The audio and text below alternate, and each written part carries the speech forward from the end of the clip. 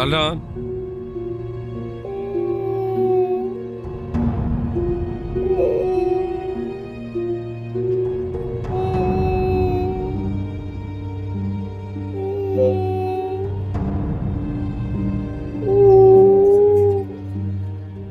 مسعود چی شده پسرم؟ چرا گریه میکنی؟ مامان منو نبرد. تو رو نبرده؟ کجا رفته مگه؟ اون با ریشگاه رفت، منو نبرد. با ریشگاه رفت؟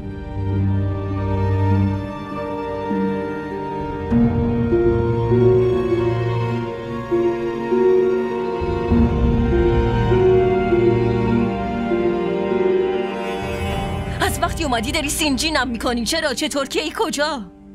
یه دلیلی باید باشه دیگه. دلیلش هم پیدا میشه. فقط همینطوری دلم خواست کرم بریزم. یعنی اینقدر قبولم نداری؟ توضیح دادم دیگه. همین. چرا مسعودو با خودت نیاوردی؟ همینجوری. خب دیگه سوالی بست غذا میخوام. مامان خیلی گشنم میشه تازگی‌ها.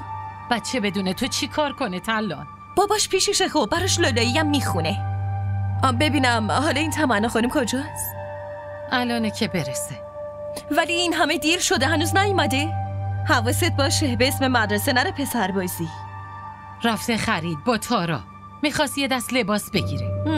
جدیدن خیلی بازار نمیره. آخه مدرسه میره. با 4 نفر نشست و برخاست داره. 1000 تا چیز نیاز داره. فهمیدی؟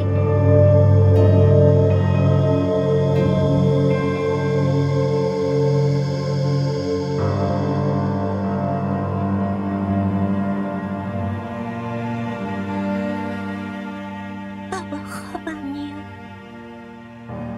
خب بخواب پسرم.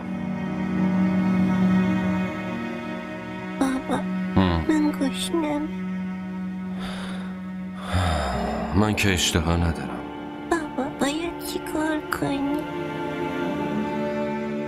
چطور مگه؟ من خودم خیلی خوب غذا میپزم. خودم میرم برای پسرم میارم.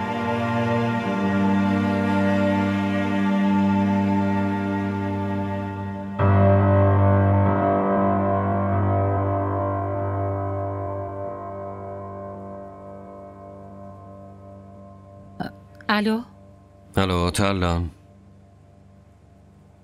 بله جلوم وایستاده. باش.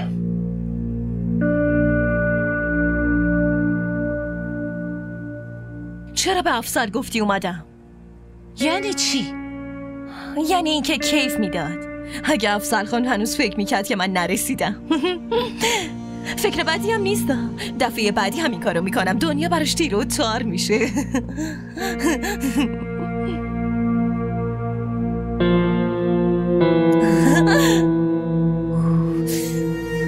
जैसे आसमां है ज़मीन से जुदा, जैसे